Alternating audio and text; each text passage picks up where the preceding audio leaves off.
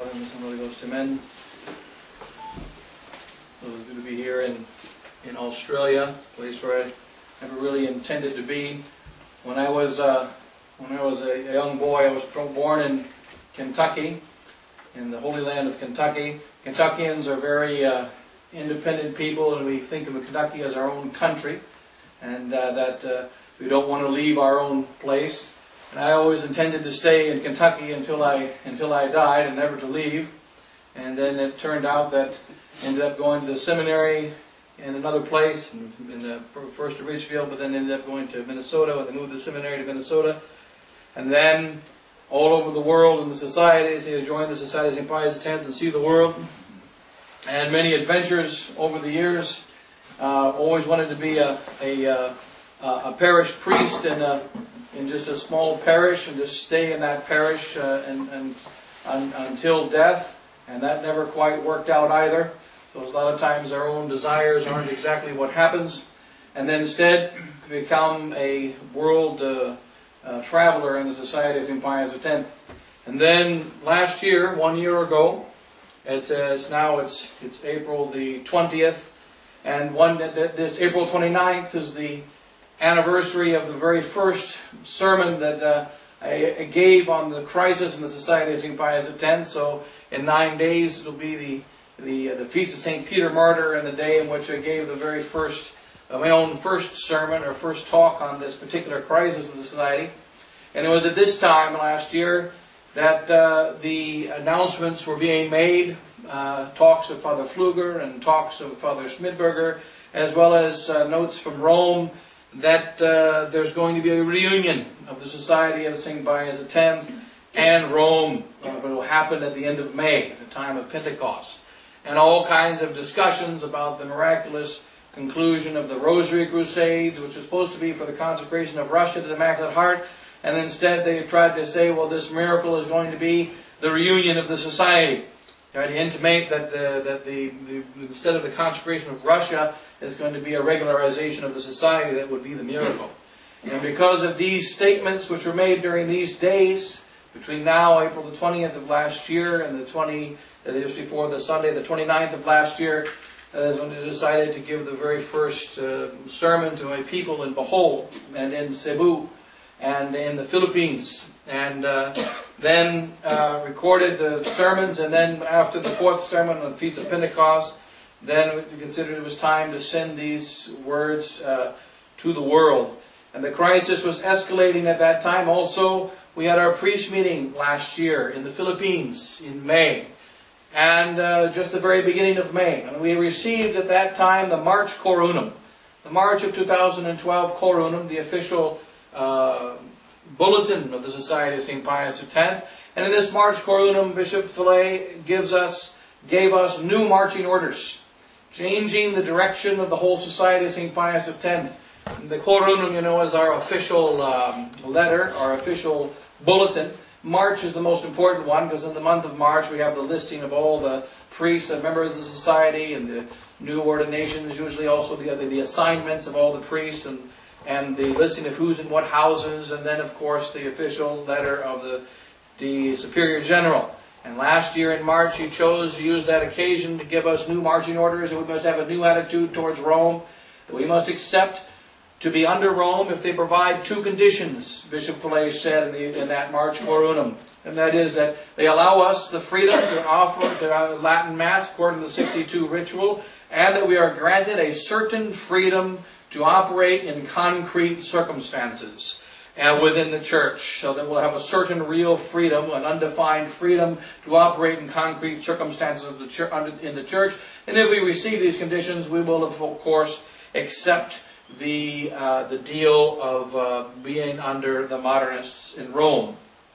And so the new attitude of conciliatory versus attitude of battle, the new kind of doctrine became unmasked and began to become official last year. And over the course of the year, so many other things have happened. So much more development of teaching. So when we arrive at the March Corunum of 2013, we find in it is going to be, as already published, the doctrinal preamble, the one that was released at the very beginning of March of last year. in which last year Bishop Fillet promised he was going to release all the documents, he was going to let all the things be known, everything was going to be brought out into the open. It didn't happen until Father Rioux and other priests released the doctrinal preamble around the very beginning of March of this year. And then the new doctrine became more clear. Every month the new doctrine becomes more and more clear. There is a new doctrine in the Society of St. Pius X, one that we thought could never be. There is a new direction in the Society of St. Pius X, one that we thought could never happen. Because most of us, as one priest, friend, and classmate of mine told me several times, he says, in fact, there is a problem in our Society of St. Pius X, and it is a kind of false SSPX mysticism. And that is the belief that Rome can fall, the heavens can fall, the Pope can fall, anyone can fall, but the SSPX cannot fall. It is impossible. It's like you can't have a square circle, you can't have a round triangle, and the SSPX cannot fail. And so it is just, it is a belief that there cannot be any failure in the SSPX. And also that whatever comes out of the mouth of Menzingen is more infallible than the Pope, more infallible than the doctrines of the Church. And this is our practical problem. And this, of course, is a grave problem, because we are not followers of the SSPX, we are not followers of Bishop Fillet, we are not even followers of Archbishop Lefebvre. We are followers of the Holy Roman Catholic Church, outside of which there is no salvation. We are teachers of the Holy Roman Catholic faith. And Archbishop Lefebvre is the great founder and the great warrior of the faith, the great founder of our Society of St. Pius X, as a society of the Holy Roman Catholic Church, teaching the Holy Roman Catholic faith without alteration, condemning all the errors which the Church has always condemned and reproved, and teaching clearly all the things contained in the Articles of the Creed, all the 12 Articles, without any exception, without any alteration. And therefore it has been a faithful organ of the Catholic Church. But when the Society of St. Pius X begins to go away from that doctrine, begins to go away from the condemnation of the errors of our time, then the Society is failing. And this is what has become very visible in the course of the last year. And there has been great anxiety, great tribulation in the Society of St. Pius X. And we're hearing announcements coming from Menzingen very similar to the announcements that came out of the mouth of the Japanese emperor until August of 1945. All throughout the war, the Japanese emperor, the Emperor of Japan, made announcements to the Japanese people. We are doing well against the Americans. More Americans have been killed. There are many great victories. The warriors of Japan are winning. Things are going very well. Until the very last announcement. Today we have surrendered. It is a total unconditional surrender. That was the first announcement. Those Japanese that were not bombed in Tokyo, those Japanese that were not in Hiroshima, those Japanese that were not in Nagasaki, they did not know about these things. And they were in such a great of shock. What do you mean we have surrendered? And then many of them did the Harry Carey thing because of the shock. But the announcements were clear until the very end. Everything is fine. Everything is wonderful. We are defeating the Americans. And right now we find similar announcements in the Society of St. Pius X over the past year. One announcement that is heard very regularly over the course of the last year is the most beautiful of all truths, ut unum sint. There's an encyclical about it by Pope John Paul II, that they may be one. And here we're talking about the society. We are celebrating our unity. We have unity. We have unity. Another one expelled. We have unity. Another one thrown out. We have unity. Another one expelled. We are unified in our teaching. You better shut up. We are unified in everything. Unity in teaching. Silence of those who do not express the same unity. Unity together. Expulsions and departures. Expulsions and silencing. And then of course charity. We must be charitable. We have to have another approach. You people are too judgmental. And while they're saying that we're too judgmental and too negative, right now, 2 French priests are under house arrest. One is in Austria. Another one is in Father Pino and Father Selenov. They are in Austria, in Italy.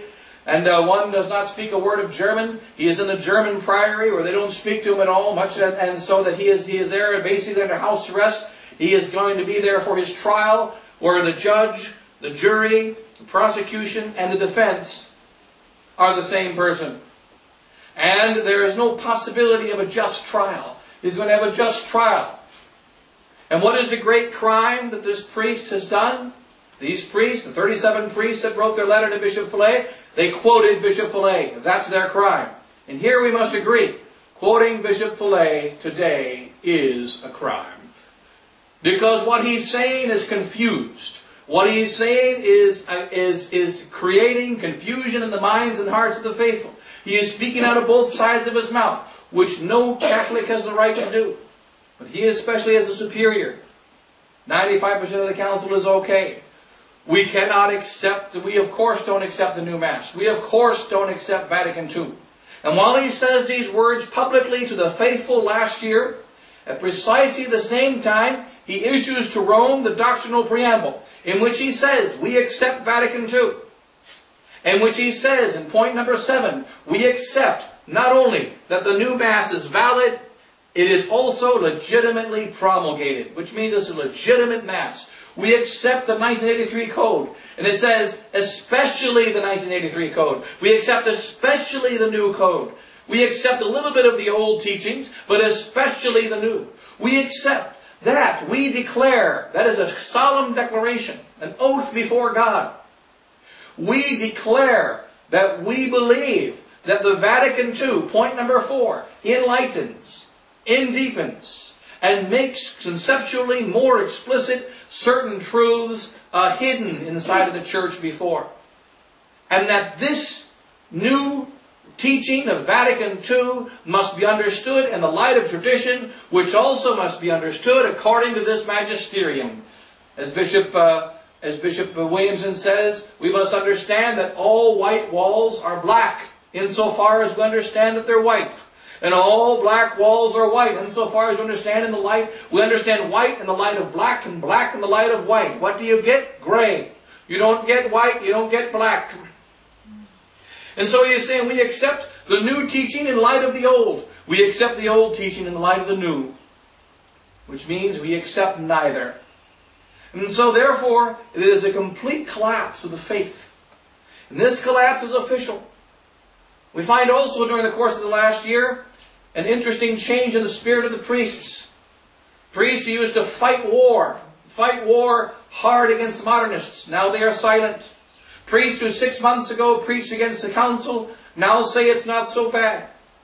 That not the whole council is bad.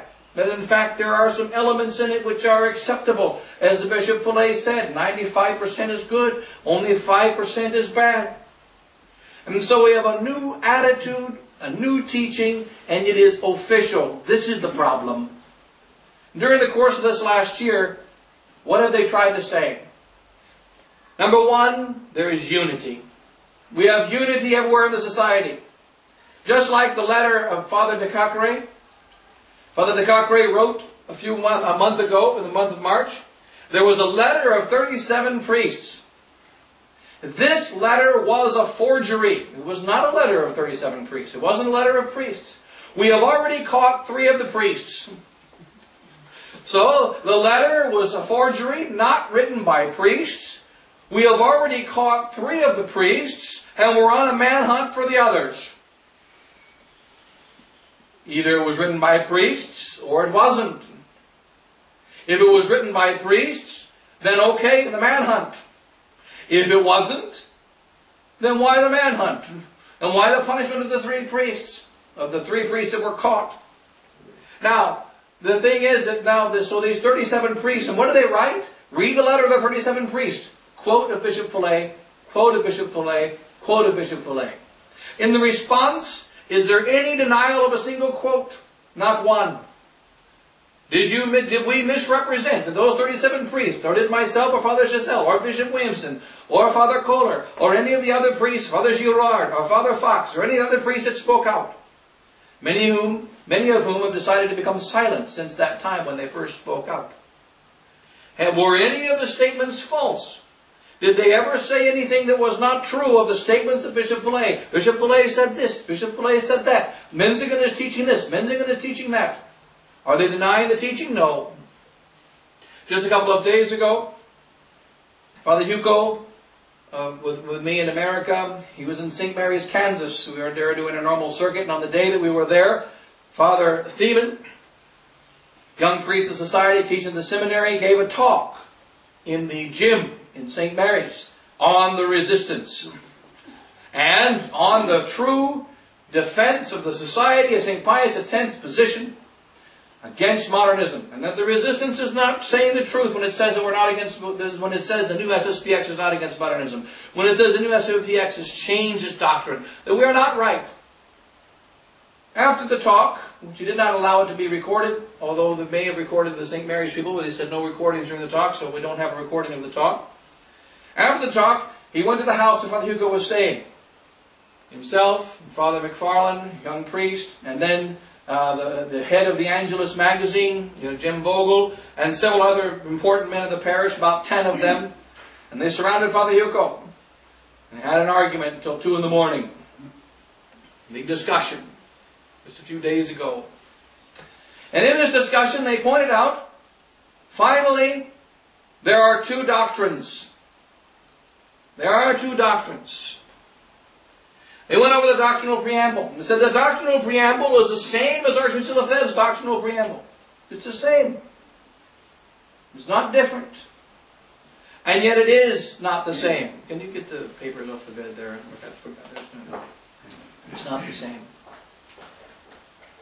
And they said that Archbishop Lefebvre, for instance, in point number 7, they said point number 7 of the doctrinal preamble, they said, first of all, the doctrinal preamble of 2012 is the same as the document signed by Archbishop Lefebvre.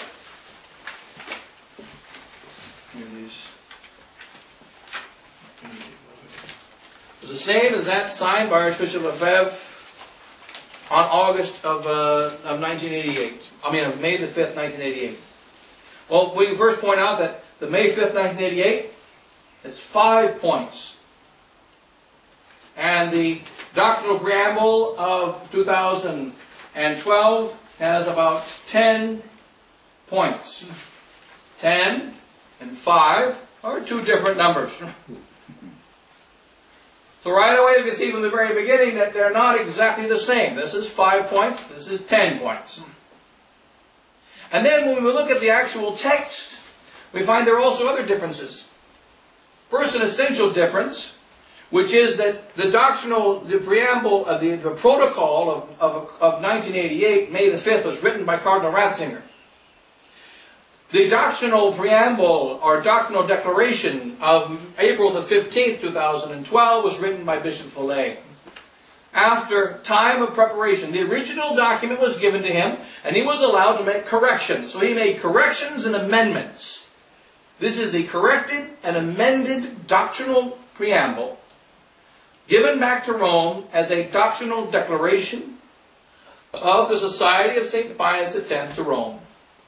There are certain elements which are, the first one is the same.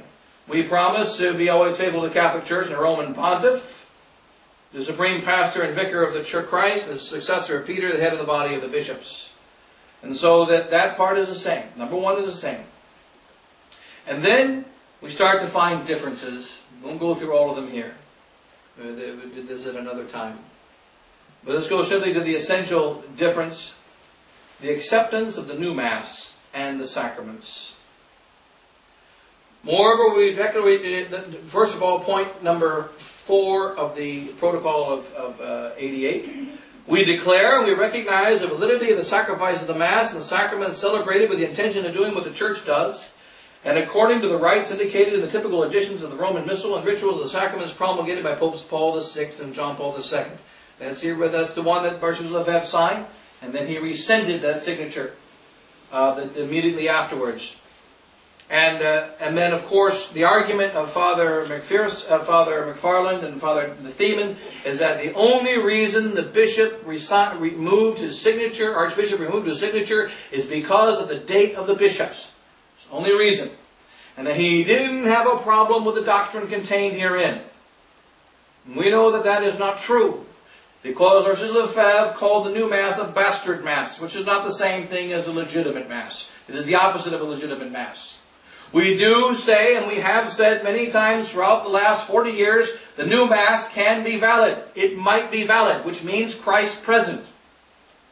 You have a valid marriage. You may have a valid marriage in which you are truly married, but the wife had 27 abortions, and the husband commits adultery every day, and he beats the children that survived, and he's a drunk, and he does every sin against marriage, and she does every sin against marriage. If she does every sin against marriage, and he does every sin against marriage, it does not affect the validity of the marriage. They're validly married, but they're living in mortal sin.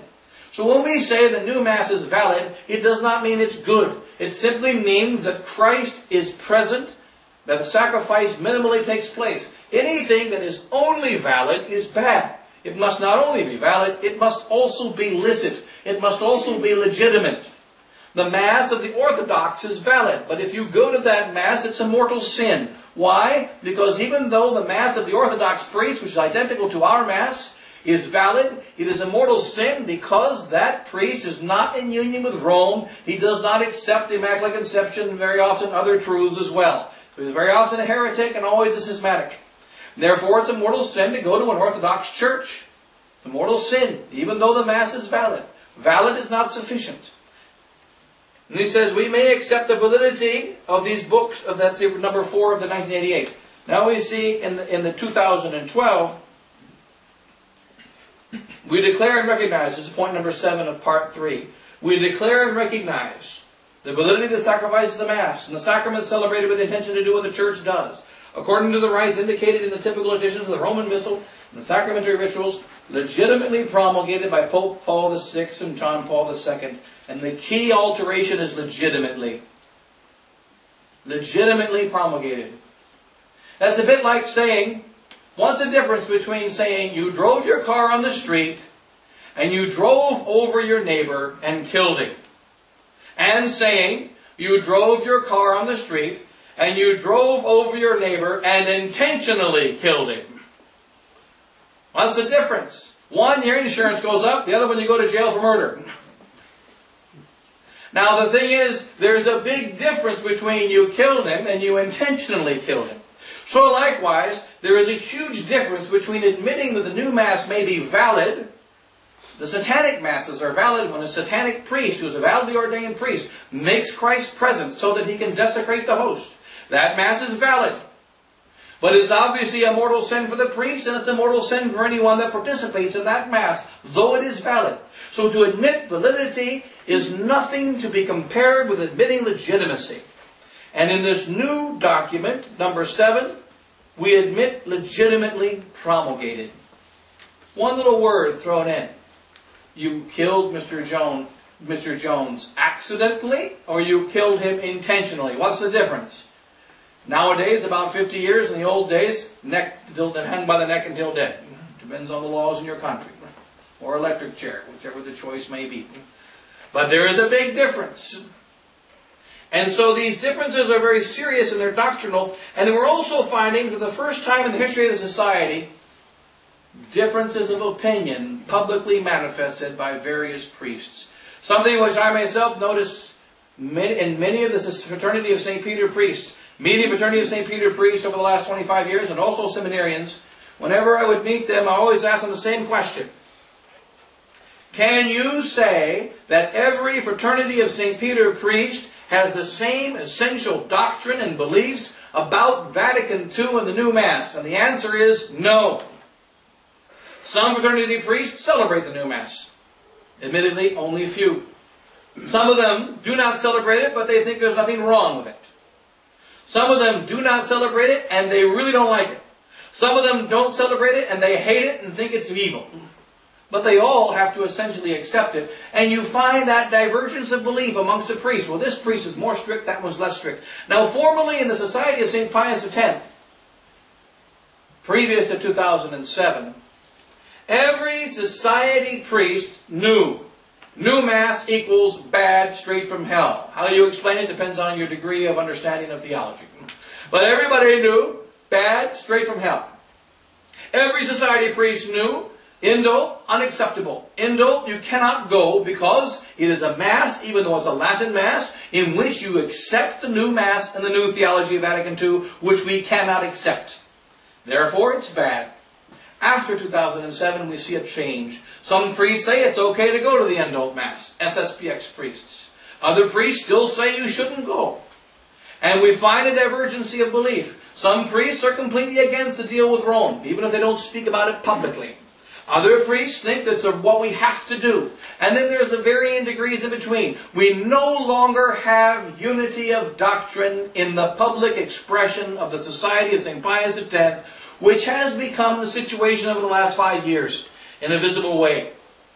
Since the confusion caused by Summorum Pontificum, in which the Pope says, Nunquam abrogata, that the old Mass was never abrogated, and the confusion caused by the 2009 lifting of the excommunications, which excommunications could not have been lifted since there were no excommunications to lift. And then now more confusion with the doctrinal talks, more confusion with the quotations of Bishop Fillet about the council being acceptable in the light of tradition and so on. And for this doctrinal declaration. So I have asked 2 priests now about this doctrinal declaration. One of them being my brother, but I've asked 2 priests of the society this question. When speaking to priests, they say the doctrinal preamble, the traditional priests in the society say the doctrinal preamble was a disaster. The doctrinal preamble was bad. The doctrinal preamble is basically a very dangerous modernistic document. But the Pope didn't accept it. So what does that mean? It means maybe the Pope is traditional. But problem is that we accepted it. The problem is that we said that it was what we believe. That's the problem. The problem that they want to not speak about. It says, but it's in fact what we could minimally accept. My brother told me that. It's what we could minimally accept. I don't like it, I think it's bad, but it's what could be minimally accepted. I said, okay, then let me ask you this question. Do you accept that the new Mass is valid and legitimate? Father Christophe, a French priest who met in India, I asked him the question, do you accept that the new Mass is valid and legitimate? Because that's what it says here. Well, legitimate and licit, it maybe doesn't, we used to say it's illicit, but that doesn't necessarily mean it's illegitimate. It's a bit like a man saying, I believe in my freedom, but not in my liberty. They're the same thing. And then another priest I asked, what about, do you believe that the new Mass is valid and do you believe the new Mass is legitimate? Well, I ask an old SSPX priest. Do you believe the new Mass is valid? Maybe. Do you believe it's legitimate? No, it's illicit. It's wrong. It's leading souls to hell. It is not an expression of the Catholic faith. It is a Protestant Mass. It is a bastard Mass. No, it is not legitimate. No, it is not licit. Do you believe abortion laws are legitimate laws? No, abortion laws are not laws. They're not worth the paper they're written on. In fact, they bring scandal and they bring curses of God upon the country that writes those laws. They are not laws. And so likewise, the quote-unquote law that says the new Mass is legitimate is not a law. And so we find that we're arguing amongst ourselves about doctrine. And this is something that did not happen before in the Society of St. Pius X. How can we be arguing about doctrine amongst ourselves? We can argue outside because the people don't know the new Mass is bad. Because they don't know the evils of Vatican II. But we know the evils of Vatican II. We see the millions and millions of souls that are losing the faith and have already lost the faith, that are on the path to hell, already in hell because of Vatican II. We see the danger to the flock, and we know that when you slide on the doctrine, you will lose everything. Now we're seeing the doctrinal slide. And we're seeing also society priests in the last year, and I've never heard this before the last year, from any society priests that I know of. But I've heard it now from at least more than 5 society priests. I could name them, but I won't. But more than 5 society priests have told me, until they make me say the new Mass, I'm going to be obedient. Until they make me say the new Mass. Now remember in the old days, people would come to us, Father, how come the Mass is not in English, or would you like the Mass only because it's in Latin? I said, no, we don't like the Mass because it's in Latin. Latin has many benefits. But the new Mass we reject because it's the expression of a new doctrine. It's the new doctrine that's the problem. The new Mass is the consequence or the liturgical expression of the new doctrine. If it expressed a true doctrine, and if it expressed the same doctrine that we express, then we could accept it as rite number 24 in the church. There's already 23 rites in the church, at least 23 rites. The largest, of course, is the Latin rite. So if they make a new rite, and this new rite expresses fully the Catholic doctrine, and this new rite does not violate the principles of Catholic tradition, and that it does not lead souls away from the true faith, and it's not a Protestant doctrine, then fine. Let there be a new rite. We are of a problem with the new rite, not just because it's new. We have a problem with the new rite because it is an expression of modernism. And by the way, it's not new. It's a digging up of Luther's Mass, which is 500 years old. It's a digging up of the Mass of Protestant England, which is 500 years old. It's a mixing of the various Protestant prayers and throwing them into a Catholic setting, into a Catholic church. It's not new at all. The doctrine is not new. It's old heresy. The rite is not new. It's imitating Luther's Mass and the Mass of Cranmer and the Book of Common Prayer and so on. It's not new at all. It's only new to us. It is an expression of a new doctrine, and therefore it is wicked. Simple. That's the old answer of the SSPX. It is not the new. Now, priests are saying, I'm going to be obedient until they make me say the new Mass. Don't you realize that right now there are priests who are saying exclusively the Latin Mass with permission, and yet they still love Vatican II? I met one priest, several priests in the Philippines, one priest in the Philippines, he told me that he didn't believe that Jesus Christ was really present in the Blessed Sacrament. He didn't believe in the real presence. He didn't believe that Christ was bodily present. He says the Latin Tridentine Mass. He has a good voice. He can sing Kyrie and Gloria and everything. He just doesn't believe Jesus Christ is physically there. He doesn't believe His body is there. He believes it's some kind of a, presence. He says the Latin Mass. Another priest I met that says the Latin Mass in the Philippines says he hates the Latin Mass.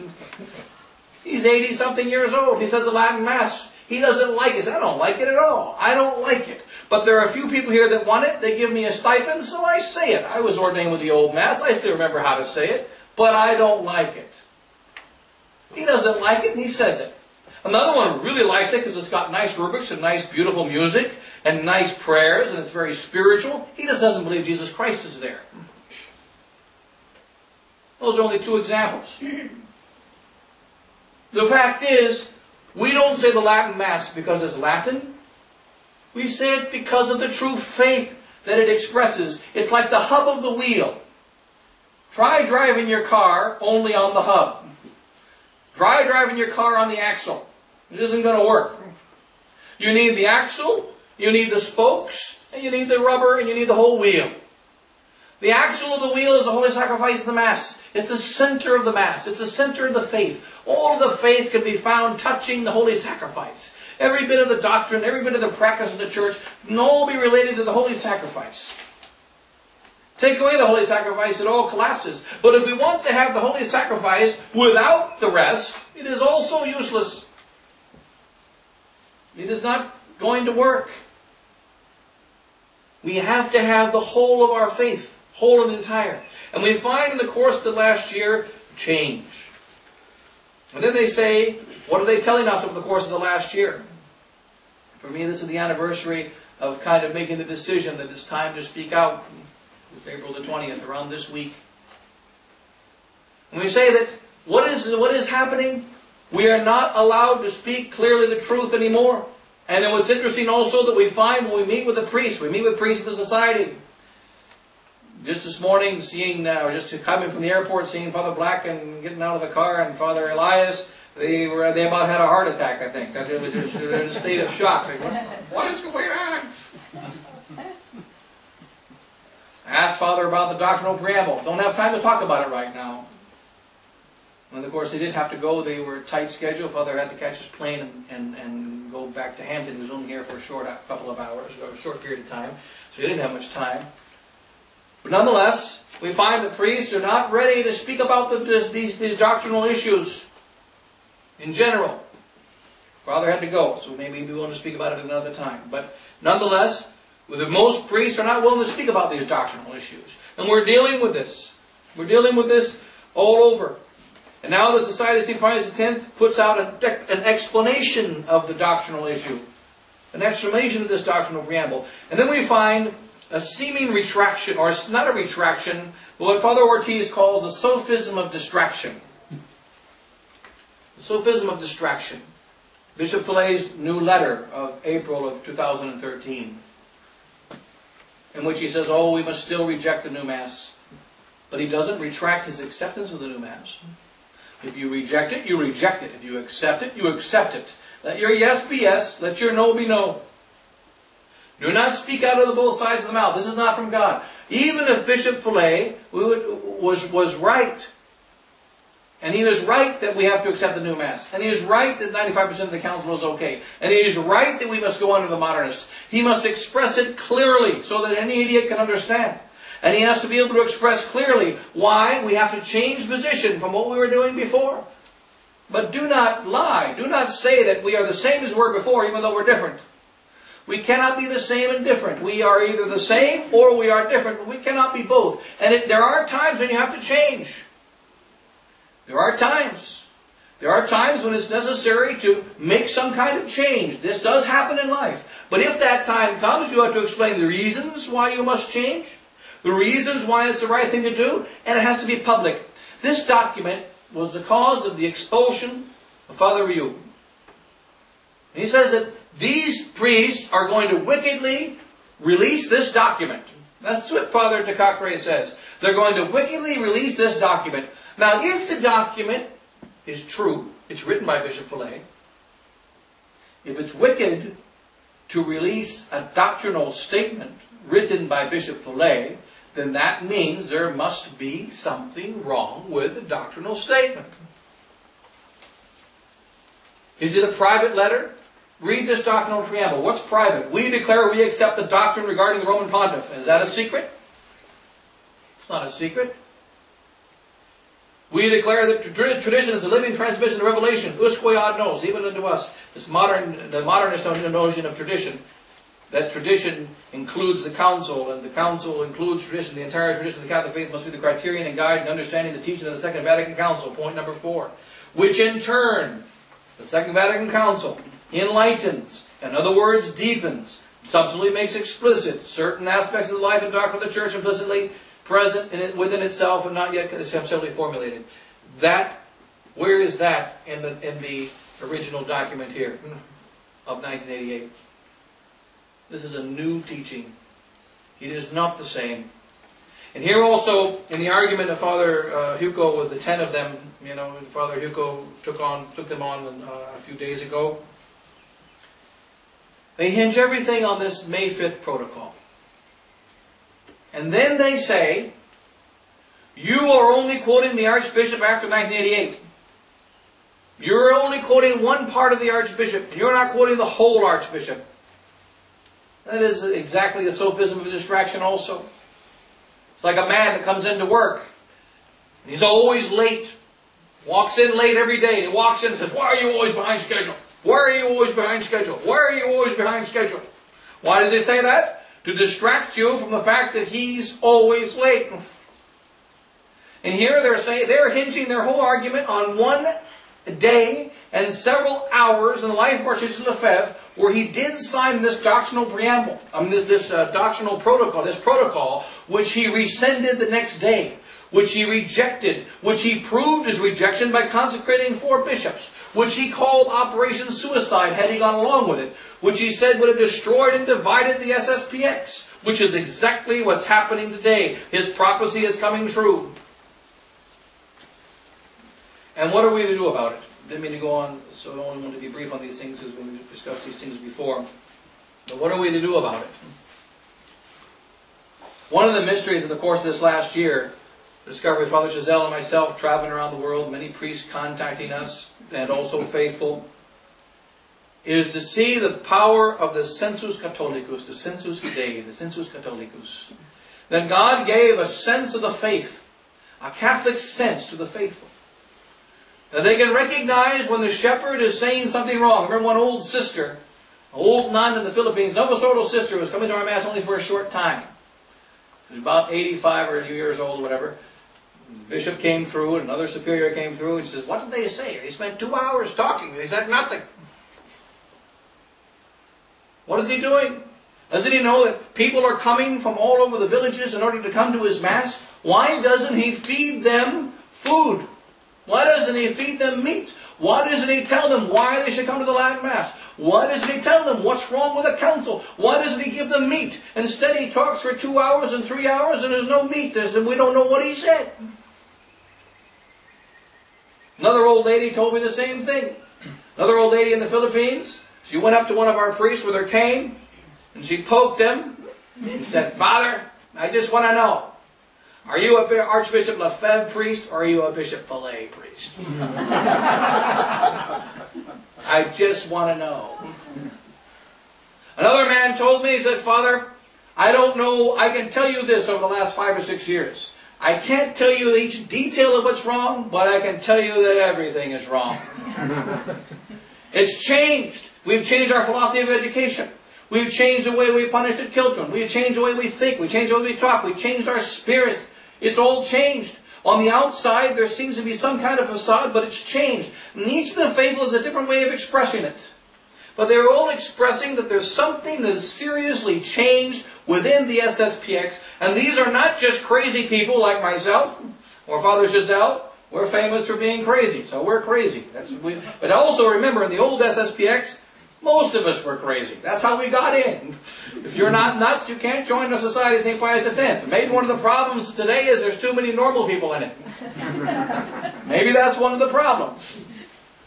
But yeah, I am crazy. Father Giselle is crazy. We're famous for being crazy. So listening to us, okay, maybe not. Except you should listen to our doctrine, even if we are nuts. And if you're going to condemn us, condemn what we say, condemn what we teach. Don't condemn us just because we're crazy.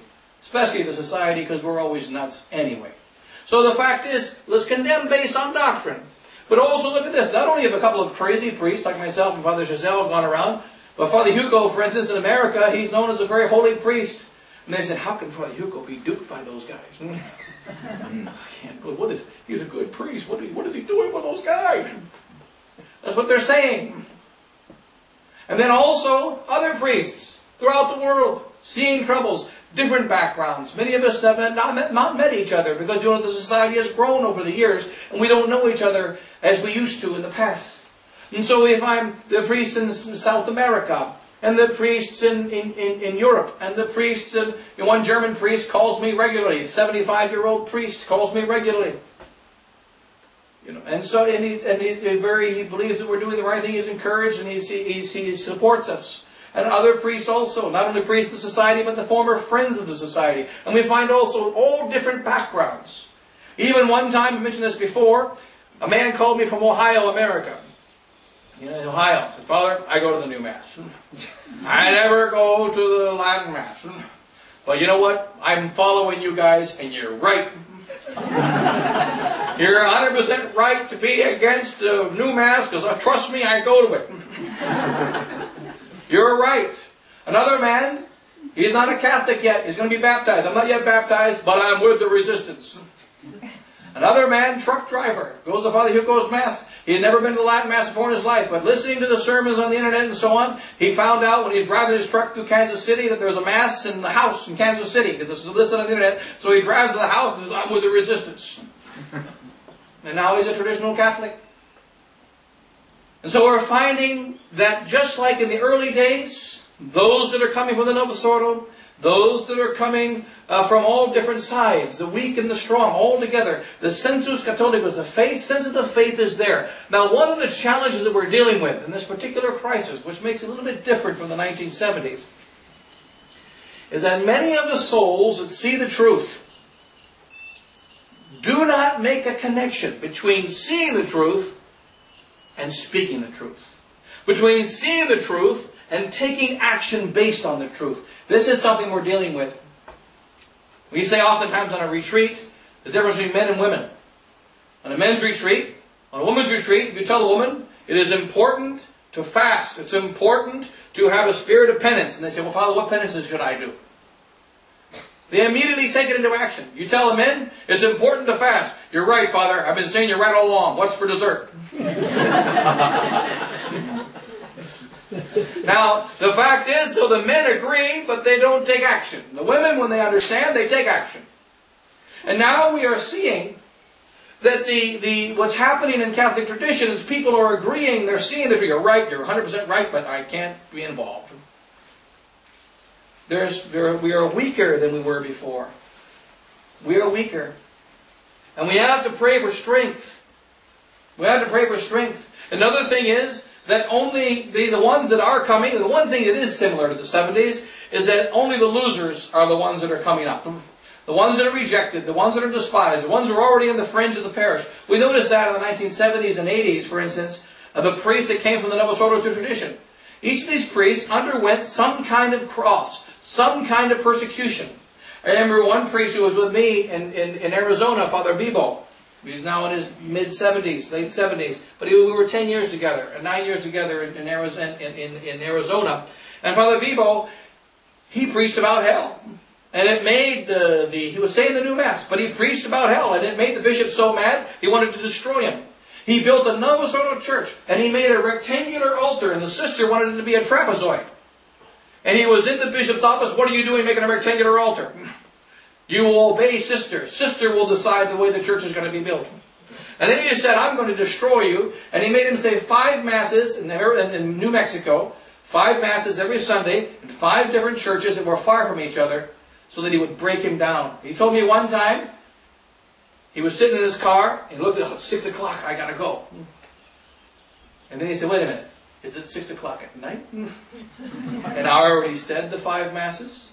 Or is it 6 o'clock in the morning and I've got to go say the 5 Masses? He wasn't sure. So he called up one of the parishioners and says, I hate to ask you this dumb question, but is it 6 o'clock in the morning and I got to go say the Masses? Or is it 6 o'clock at night and I already said them? He goes, Father, you just left here 20 minutes ago. You've said your 5 Masses, you can go to bed. He was saying the new Mass. But the bishop was going to destroy him. And then he came back to the Latin Mass. He came back. And we find that very often it's through the cross that souls are brought back to God. And we're finding a lack of the cross. This is another thing, a challenge we're dealing with. Souls are not ready to deal with the cross anymore. Even if we know the truth, we're not ready to deal with the cross anymore. Father, I'm with you 100%. I think you're right. But I have to have Mass every Sunday. I need to have school. I need to have sister teaching in the school. I need to have Mass at 9 o'clock in the morning. It needs to be 30 minutes away from my house, and I'm with you. But if you come once a month or once every 2 months, I'm sorry, I can't do that. It's too important for me to have the sacraments. What's more important? The sacraments or the faith? Even priests have had to go without the Mass. Priests in the concentration camps. In the old days, St. Francis Xavier, for instance, you know that it was forbidden to celebrate Mass on a ship. So that when St. John de Brito and St. Francis Xavier got on a ship, they didn't have Mass for 1 year or 6 months. No Mass. Could not say Mass on a ship. No Mass, no Blessed Sacrament for 6 months. Priests. Many of them died on the ship. And the other priests anointed them, but he could not give them Holy Communion. He couldn't give them Viaticum, only the anointing. Priests have been without the Mass in the past. Bishops have been without the Mass in the past. In the concentration camps, one priest would take the bread and the wine, and one priest would lay down and say the Mass while the other priest is watching for the guards. The next night they would switch. And the other priest would say Mass while the other priest is watching for the guards. And if they had enough bread, if they had enough wine, and they couldn't even say all the prayers, they had to make a short version of the Mass. It is a faith that we live by. It is a faith that we cannot be without. It is a faith that we cannot allow to be tainted. It's a faith that we cannot be in any way without. And if they're taking the faith away from us in the Society of St. Pius X. Here are priests, we're arguing. I'm arguing. I remember with another priest I was speaking to in the last few months, several different priests. Admit this, Father. We're arguing about the council, whether it's really good or it's only... Well, I'm saying it's complete garbage, it's complete poison throughout, the whole thing has to be thrown out. You're saying that it only has certain bad elements, the rest of it can be saved. Well, could we have this argument 10 years ago? That's all I'm asking. Would it be possible for us to have this argument 10 years ago, and most of the priests admitted, no, we couldn't. Because we all had the same opinion. There have always been a few liberal priests here and there, quietly sneaking through the ranks, or quietly holding their mouth. But in all public communication, including communication amongst the priests, we were open. Several priests told me, they don't speak even in the priory about the Christ. It's just the unspoken thing. One of the ladies in Post Falls, 7 priests were around, and they're all there up in the upstairs, and the lady was there also, and some of the lay people were also there. There was some celebration, whatever it was. And they said, what are those? That's the coat of arms of the 4 bishops. And then the lady said, well, what about that one? Are you going to remove that one, the one with Bishop Williamson? And the place went silent. Nobody knew what to say. And finally one priest said, well, if we did that, the building would fall down. And then they all laughed and moved on. They can't talk about the subject. They can't speak about the subject.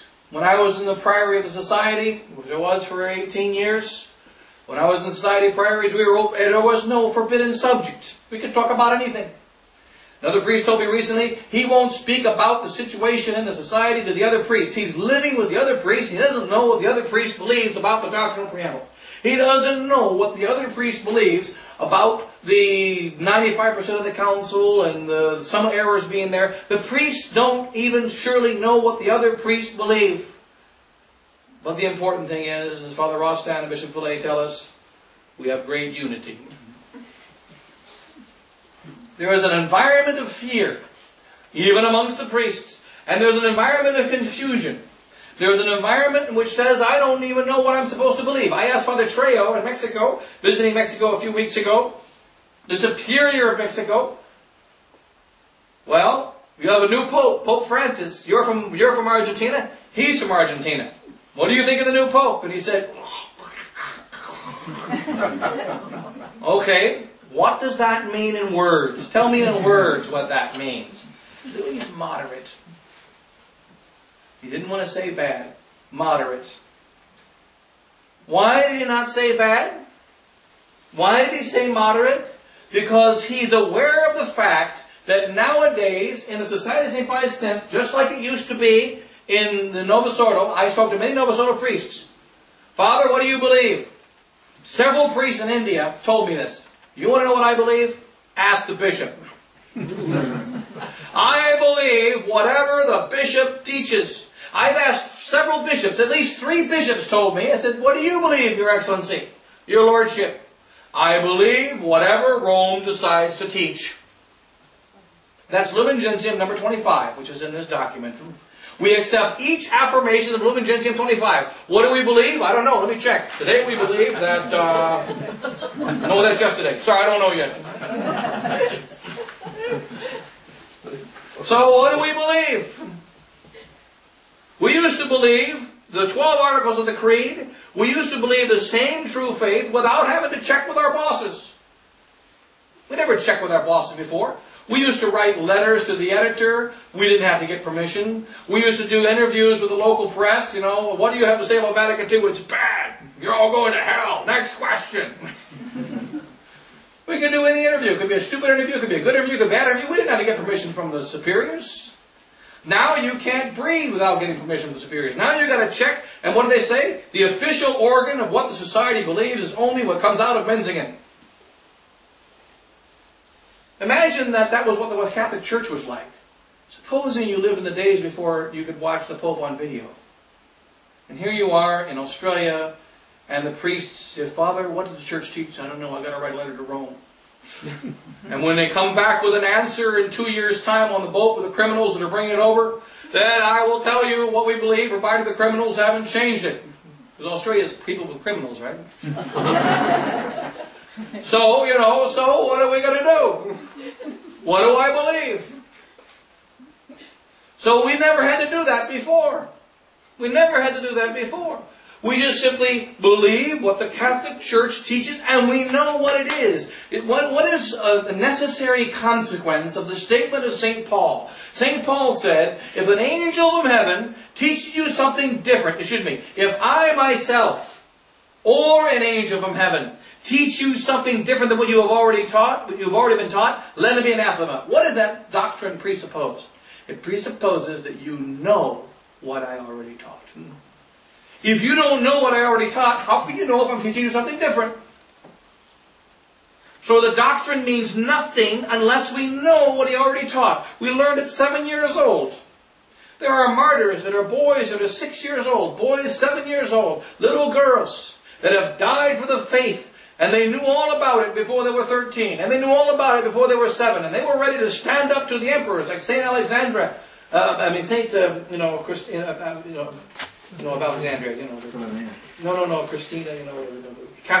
Catherine of Alexandria, stood up against the whole Roman Empire, against all the Roman priests. She stood up against everybody because she knew the faith and she was martyred for it. The age of 15 or 16. We can know our faith. And we can know when an angel from heaven tells us something different. We know when Archbishop Lefebvre tells us, this new Mass is a bastard Mass. He's speaking the truth. Because we know that this new Mass matches Luther's Mass, which is a bastard religion. Saying they are sons of Christ when they are illegitimate children of Christ, they are not members of the Church. They are bastards. And the Mass that's Protestant is a bastard Mass. And so it is right to say it's a bastard Mass. And we also see the effects. Look in your own family. How many of you were told that you can practice NFP by the priest? How many Catholics were told that they could space their children, that they could live in mortal sin in their families, that they didn't need to have all the children God sends by Catholic priests? How many of you lost your own children by sending them to Catholic schools? You send them to public school, they got a good chance to go to hell. You send them to Catholic school, they're going to go to hell. How many? We have the effects in all of our own families. All of our families have somebody who's lost the faith because of Vatican II. It's not something that's just pie in the sky. We are facing the reality of souls that do not believe in God because of Vatican II. This is what we're dealing with now. And now we're seeing the same slide that led to the death of the whole church. The majority of souls in the church, the majority of priests and bishops in the church, happening within the society. What are we saying? Well, it's not that bad. I haven't hit the ground. It was like a man. They tell the story of a man who jumped off a 10-story building. And there was guys playing poker on the 5th floor. It was back 100 years ago when the 10-story building was a big building. And one was waiting for the other guys to take their stand. He looked out the window and sure enough, there was that guy flying down. So he asked him, how's it going out there? He said, well, so far, so good. So far, so good. Nice breeze. He was in perfect health. But what was the problem? 70 miles an hour, meet concrete, bad for your health. The fact is, he had the principle of death already in him, and he better do something about it before he hits the ground. Just like now, another priest told, several priests have said, you can't jump out. You couldn't jump out of the ship until it sinks. Now consider that for a moment. When the ship has sunk, can you jump out of the ship? You're in the water already. You can't jump.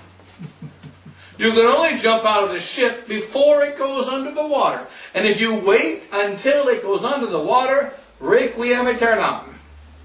That was the problem of the Titanic. April 15th was the day the Titanic sunk. April 14th was the day that it got hit by the iceberg. And the night of the 14th, it sunk on the morning of the 15th. And the reason why so many died is because they refused to get in the lifeboats. And when it was started to go way up in the air and go down, it was too late. At that point, it was too late. And this is what's happening within the society. Also, another thing we notice about our particular crisis, as our Father Roberts and other priests have told me the same thing, we must recognize that in our particular society crisis, we are not primarily dealing with a problem of understanding. We know the teaching, and they know the teaching. I know the teaching. I know what I was taught in the seminary. I told Father Trejo, I know what I was taught in the seminary. And I know what you were taught in the seminary. We were taught the same thing. He said, yeah, that's true. Well, how come we're not believing the same thing right now? And he said, I'm not going to answer you because I've got a personal problem with you.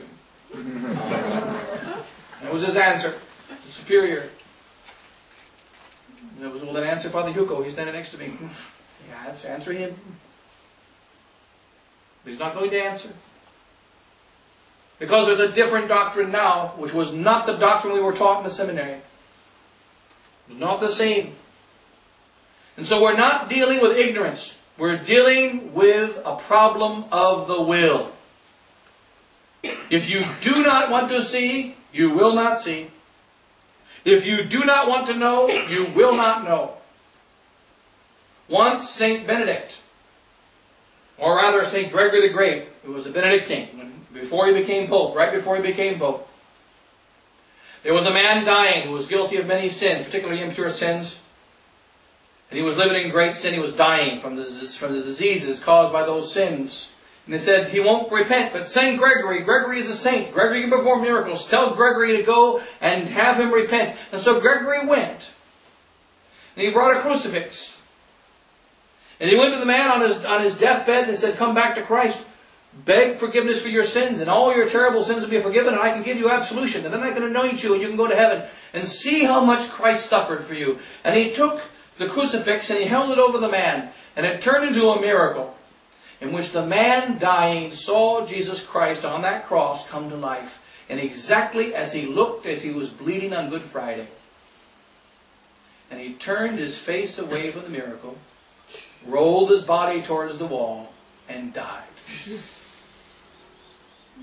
We are not dealing in many cases with a problem of understanding. We are dealing with a problem of the will. Not only amongst the priests, but also amongst the faithful. There are many souls, not all, there are many souls of goodwill. There are many souls that are confused, including the souls of priests. But there are other souls that are not so confused. There are other souls that do see a problem, but they do not want to see it anymore. And therefore they shut themselves off, and they turn to violence. And this is also happening. There are many innocent souls, but there are also guilty ones. Only God knows which ones are which. But they are there. We have to ask for the grace to stand up boldly for the truth. And we have to publicly speak it. As one of the fathers, St. Augustine, I believe, says, notice this about the 4 kinds of ground. Our Lord Jesus Christ, the sower, He went out to sow seed. Some seed fell upon rocky ground, and thorny ground, and the wayside, and good ground. But notice that Jesus Christ did not sow seed only in the good ground. He sowed seed in the thorny ground. He sowed seed in the rocky ground. He sowed seed on the wayside. Some did grow, though very little, in all those types of ground. And so it is the duty of the priest and every Catholic. Wherever you go, if you are in rocky ground, sow seed, the seed of the faith. If you're in thorny ground, sow the seed. Not only when you're in the good ground. Because there's another problem about sowing in the good ground. Your idea of good ground and God's idea of good ground is not necessarily the same. We have the case, going on too long here, we have a case of a farmer back in the Middle Ages. And there were many farmers. And the one man's crop was much better than the other's crops. And they said, what are you doing? What's your secret? How come your crop is better than ours? And he says, oh, because I always get the weather I want. Now all 4 of them are farmers next to each other, so they got the same weather. He says, I have my grass my wheat grows better than yours, and my crops are better than yours because I always get the weather I want. Well, how do you do that? Because whenever it rains, I want it to rain. And whenever God sends a drought, I want there to be a drought. I always want, with all my heart, whenever God sends. And therefore, I have more wheat than you do. And that's the way it must be today. We have to want what God wants. We got to go where God wants us to go. Everywhere where you go, you must sow Christ. Everywhere where you go, you must speak of Christ. Everywhere you must go, you must have confidence in Christ and His providence, and Christ and His doctrine, and Christ and His power, because our power is useless, and our human methods are not very beneficial at all. We have to have confidence in Christ and His ways, and sow the seed abundantly wherever we are. And this is one of the troubles we're dealing with today. Those that have the truth are hiding it. We cannot hide it. We know that only a few will respond. We're getting closer and closer to the victory of Mary. Others think we're getting closer and closer to the victory of the devil. But we know that when the devil is seeming about to win, that's the moment that Mary is going to give the victory. So this is the time to be in the army of Christ.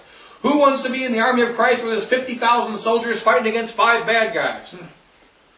We want to be in the army when there's only 5 idiots fighting against 50,000.